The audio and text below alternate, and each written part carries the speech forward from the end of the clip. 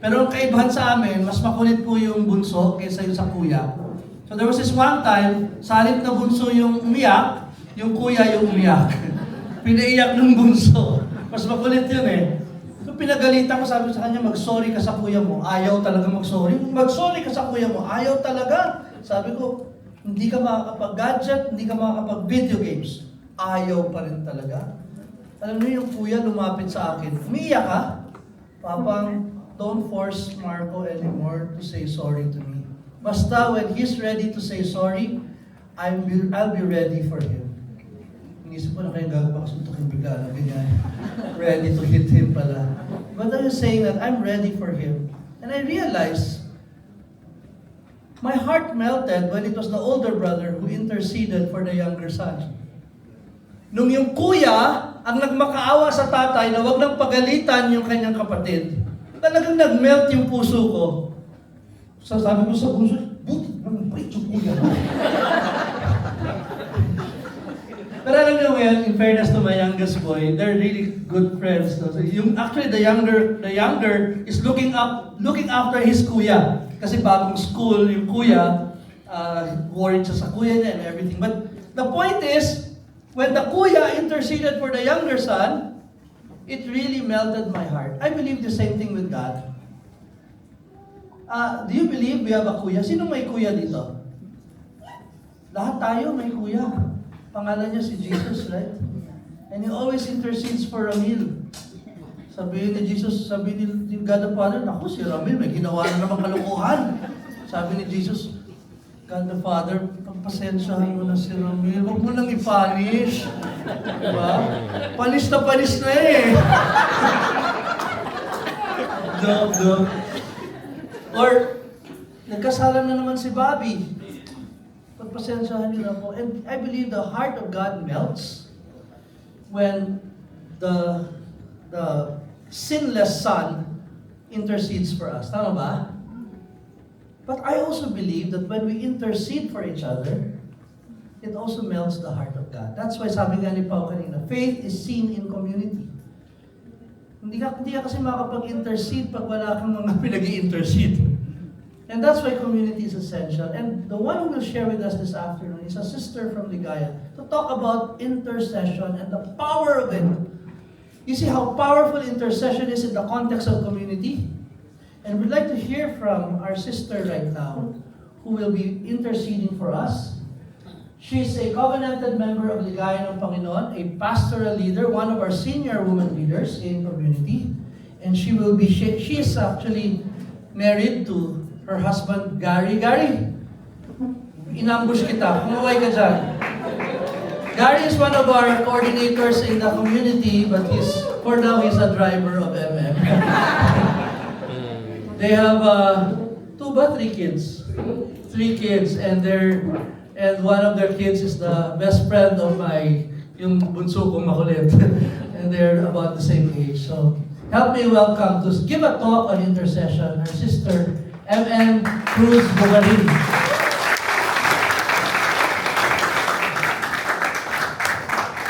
Good afternoon, brothers and sisters. Good afternoon. Pilipino po ako. Kasi yung picture, naka-costume ako.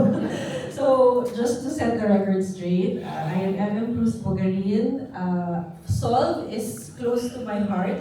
I'm a fashion designer by profession, and the very first wedding gown I made is for France. Yeah, so 2004, di ba? And I think may dala siyang lucky charm. Kasi after that, nagsunod-sunod na. So, hi, Ate Malu. Okay, so now I will begin my presentation. You know, hindi naman kaila sa ating lahat that our world is really plagued with a lot of problems. You know, we have wars, never-ending rising costs of supplies, decaying morality. Grabe, di ba? Puro fake news. And this is very close to my heart, the rise of mental health, especially among the youth. I don't know, I'm really troubled by that. But even more, the problem is some people do not turn to God. As Christians, we know that we can solve our problems if we just turn to God. Diba? Tama yan, diba? However, not many people know that we have a God who is there to help us. And some people do know that there is a God, but they just don't know how to pray. Have you met someone na kilala niya ang Diyos, pero hindi siya marunong magdasal? Where do I begin? So, bringing the concerns of others, it is called intercession. Intercession means to stand in the open space between two parties and act as a go-between. It is to beg or plead on behalf of another. An intercessor is a mediator, a connector, a bridge builder. So you get the picture, right? You are in between. An intercessor brings the concerns the concerns and well-being of others to God, whether they know about it or not. So we can pray about them in secret, or we can tell them, "Oh, I pray for you." How do we intercede? Let's learn from the intercessors in the Bible who model to us how intercession should be done. Let us look at the two most prominent ones. Ang dami namang intercessors to sa totoo lang, but we'll choose two. First is Abraham. So you know how Abraham interceded, di ba? So, Abraham and Lot, they were together until nag-split up sila, lumalaki na yung communities nila. And then, Lot's community became depraved. You know, nangyari sa kanila yung decaying morality. And it became so bad that God wanted to punish them and rain down fire on them. What did Abraham do? He interceded. Parang, Lord, nakikitimbang siya, Lord, what if there are 50? I will save it. Please don't be angry at me. But what if there are only 40? And then he went on and on and on.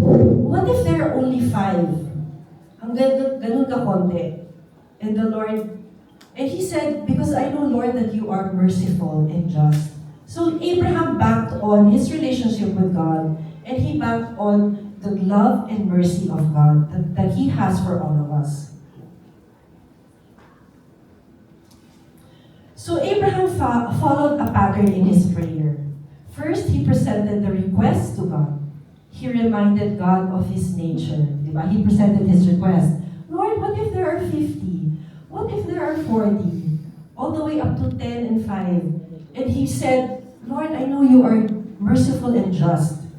He stood in humility and put himself in the line of fire, knowing that God would get angry at him. Sinabi pa niya, Lord, please do not be angry at me. But he was so bold in making that request. Finally, he asked audaciously, seemingly pushing God to the limit. But it was because he knew God to be merciful and good. He was pleading to God based on God's nature. While God destroyed the city, lo and behold, Lot and his family were saved. The second one, of course, the greatest intercessor of all, Jesus Christ himself. In the New Testament, we meet the greatest intercessor, praying constantly to God for his disciples. Every time he performed a miracle, what did he do? He prayed. He always went away by himself to pray. And last Lent, when one of the Gospels was about the rising of Lazarus, I think that was one of his greatest miracles, about bringing Lazarus to life. One point in the Gospel really struck me when he thanked God for hearing his prayer. So, he prayed to God to save his friend Lazarus. Ang galing ng relationship niya. That's how close they are. That he was so grateful that God answered his prayer in bringing back Lazarus to life. He was the one who taught us to call God the Father. Just a few days ago, diba? Our gospel was how to pray our Father. And he even said, God already knows what is in your heart even before you ask Him. To establishing deeper intimacy between God and us. And even on the cross, what did He say? Diba? Father, forgive them for they know not what they do. Up to the end of his life, he was still interceding for all of us. Ibang klase din talaga si Jesus. The letter to the Hebrews calls him the great high priest who has entered heaven and remains in God's presence to make intercession for us. Let's all read together what Hebrews 7:25 says. Therefore, he is able to save completely those who come to God through him, because he always lives to intercede for them. As disciples of Jesus, we are called to be the same. We are called to be intercessors. Intercession means so much more than just praying for various needs, praying for practical needs, we pray for, Lord, sana walang traffic. And we don't just pray for ourselves, or we don't just join an intercessory team, and it's already called intercession. It means joining Jesus in prayer. Hindi ba mas maganda yun? You are not praying by yourselves, but you are joining Jesus who is praying for us. In Matthew 18, verses 19 to 20, he says, "Again I say to you, if two of you agree on earth about anything for which they are to pray, it shall be granted to them by my heavenly Father. For when 2 or 3 are gathered in my name, I am there among them." He assures us that when we pray to God together, calling upon His name, He is with us. So of course, intercession is not only for others. Hindi lang yan puro nagbibigay. There are benefits of intercession. Because, really, praying for others is really a great privilege to be side by side with Jesus. And one of the first benefits of intercession is we participate in the work that God is doing in the lives of others. Because, kaya naman ni Lord yan eh. Diba? He can create that miracle. But when we participate by interceding, by praying, we allow ourselves to be part of that great work and mission. We have that opportunity to see for ourselves firsthand the miracle. Hindi lang tayo bystanders, kasali tayo. This does not mean that God's mind is changed by our petitionary prayer. What happens instead is God's will is brought to fulfillment through our human intercession. So St. Augustine, he's very close to me because he's my patron saint, my alma mater. Meron ba ditong taga-CSA? Colegio San Agustin? Yeah, so that's my school. So kilala ko si St. Augustine. He was one of the most notable Christian theologians and philosophers of all time. Very intelligent talaga. Ang tawag sa kanya, the most intelligent among the holy and the holiest among the intelligent. He thought that God's will is immutable, hindi mababago. He already know the will of the Father cannot be changed. Yet prayer is the means by which God brings about His will through human cooperation. St. Augustine, who considered himself to be a belated lover of Christ, having lived a wild life in his youth, is well known to have converted to Christianity in large part through the prayers of, kilala niyo ba yung mother niya? Si St. Monica.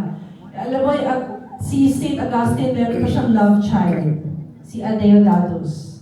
And he used to be a pagan. And because he's very intelligent, leader pa siya ng pagan group niya.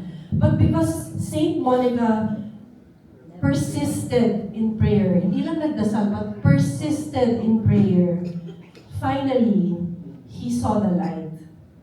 And ang ganda ng mga readings niya, if you could find his book, ang sobrang lalim. A way of looking at God's will is a wrapped gift, and our prayers peel off the wrapping to reveal the gift.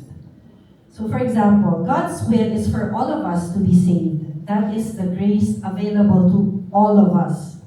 So when we pray for someone to be saved, as St. Monica did for St. Augustine, we help in hastening the coming of salvation to that person. So napapabilis yung gusto nating grace na ma-obtain from the Lord.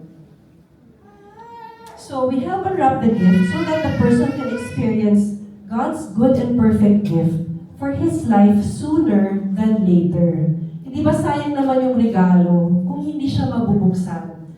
Only because no one was praying for this person or hindi natin siya napagdasal.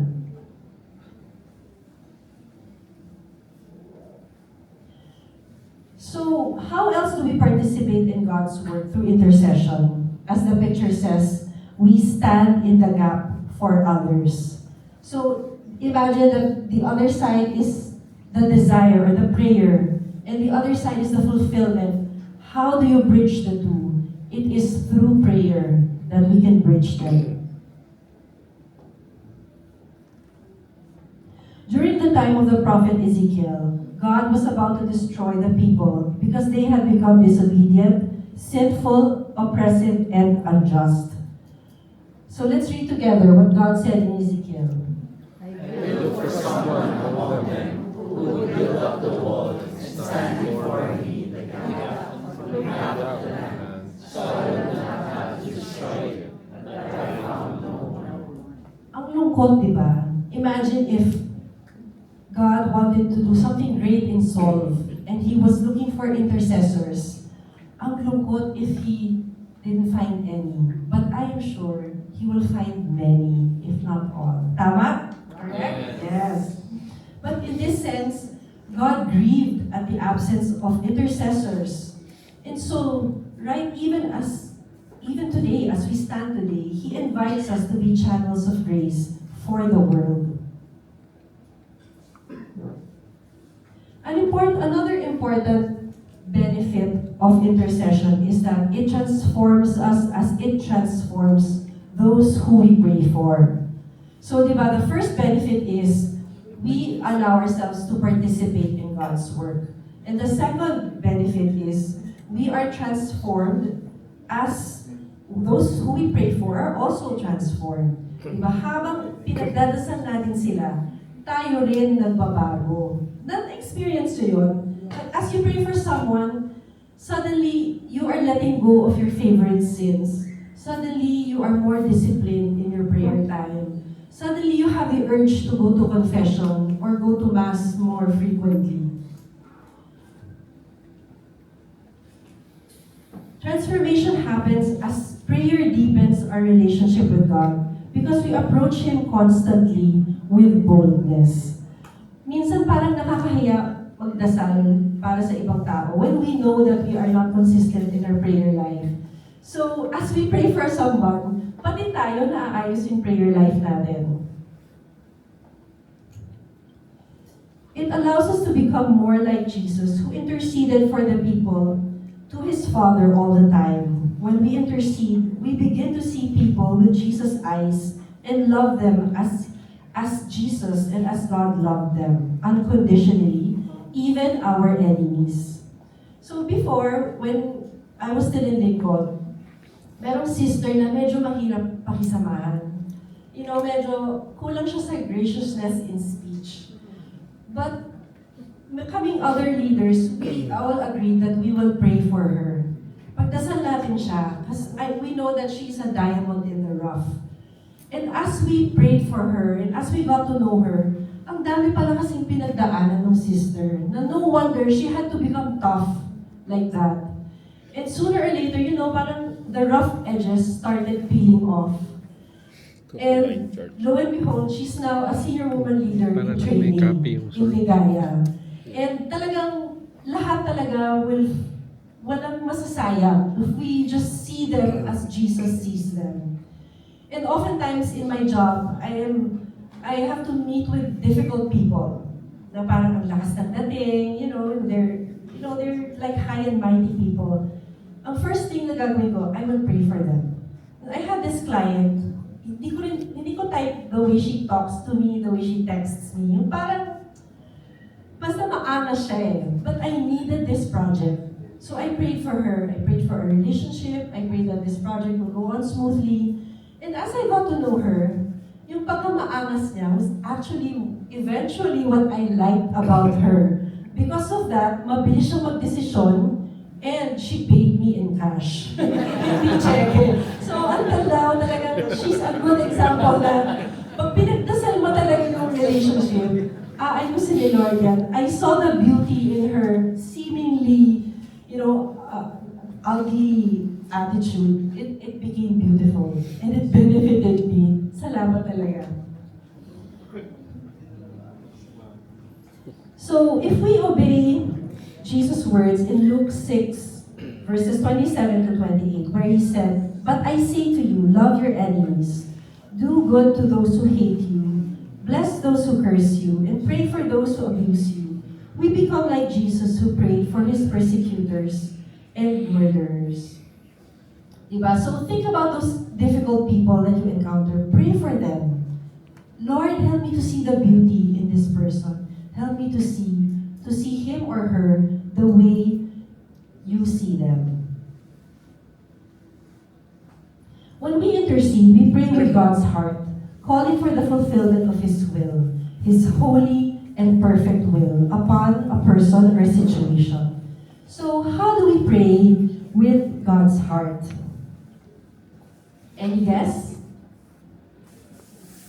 We tap on the power of the Holy Spirit. Saan ba, di ba? So, when we tap on the power of the Holy Spirit, let's read this together. We do not know how to pray as we ought, but the Spirit Himself intercedes between His presence and the one who searches hearts knows the intention of the Spirit, because He intercedes for us according to the will of God. It's like we have a resident teacher within us to teach us how to intercede.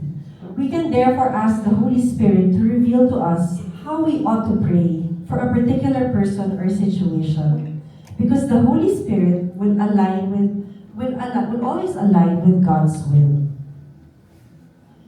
So we have a formula that is simple, that we can follow, that honors God's will and blends with humility, trust, and boldness. This formula expresses our faith in God. It recognizes that we are not trying to override God's plan, but align with it. This formula is based on prayers offered by intercession in scriptures. Number 1 is align. Begin by aligning with God's character and will. Praise God for who He is, His holy, just, and merciful and sovereign being. That is what Abraham did. Part of aligning is recalling promises or truths that reflect His will.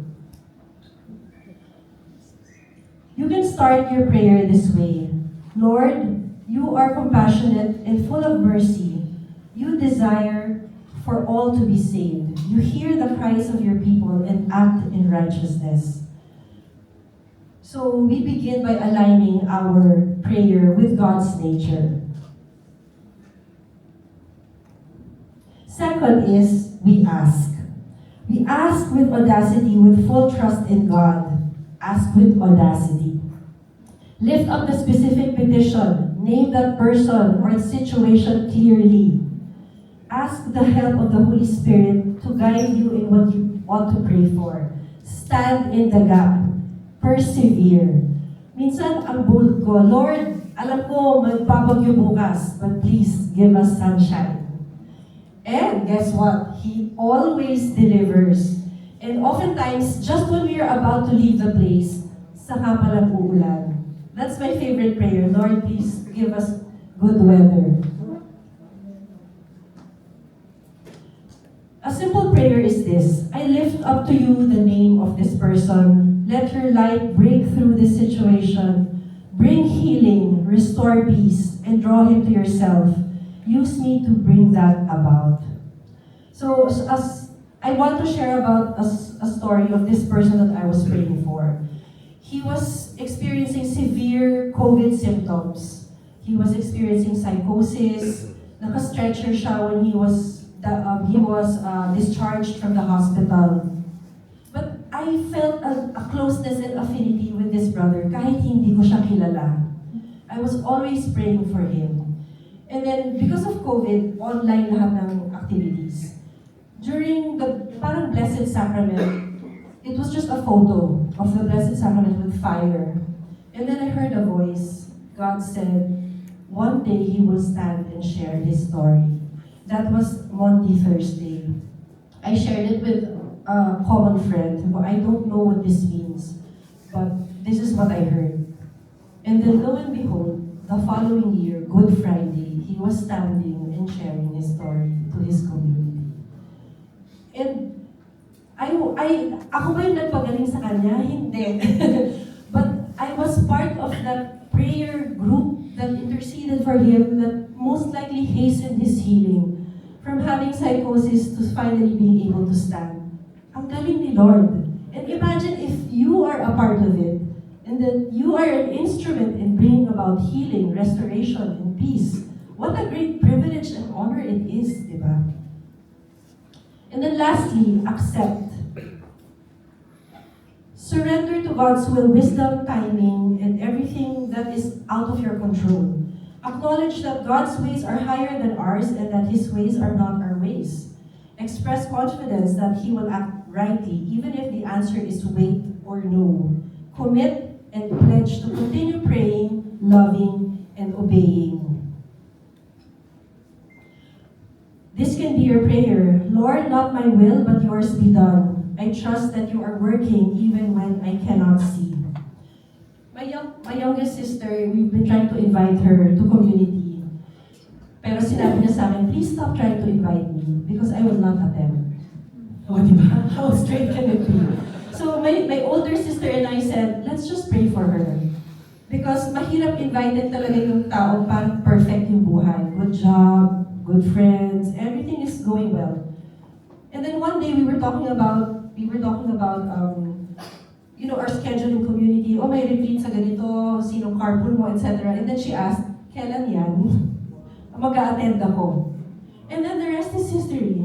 She's also now an SWL, a senior woman leader serving in the South. And her husband is also a senior leader serving in the South. So let's not stop praying for people, even if they already said, no, I will not attend your Christian Life series. No, I'm not interested in that. Just keep praying for them. So in conclusion, intercession is not about changing God's mind, but about aligning our will to His and asking that His will, which is always perfect and good, will unfold in a way that builds His kingdom on earth and transforms the person or situations we are praying for in His way, in His time. Our prayers matter to God. Hindi siya deaf and blind to our requests. We contribute to God's work in their lives by helping to hasten the fulfillment of God's will for them. As we stand in the gap for others, we are likewise transformed to become more like Jesus, the great intercessor. So why don't we do that now? So I'll turn you over now to our brother Bobby. Thank you very much.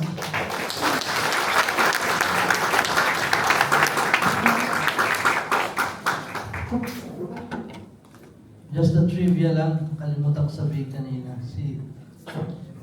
Si MM, invite ko to be a speaker sa fire rally. After ko invite siya sa fire rally, their house caught on fire. Literally. And I thought she would say no to this talk. Kasi technically, they had to move to another place. I realized, pag nagsaserve ka kay Lord, you will really be tested.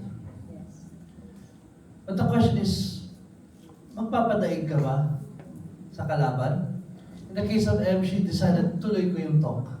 I'll do it for Solve. And she's here today. Let's thank our sister.